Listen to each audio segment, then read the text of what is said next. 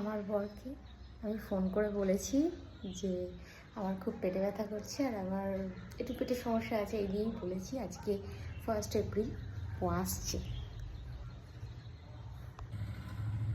এসে গেছে ও।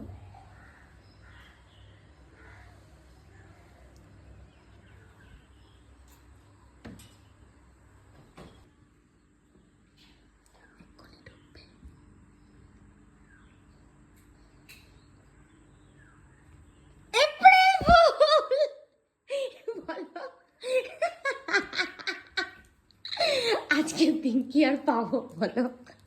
আজকের দিনটা কি আর পাবো? এটা তুমি ঠিক করলে না, ঠিক আছে?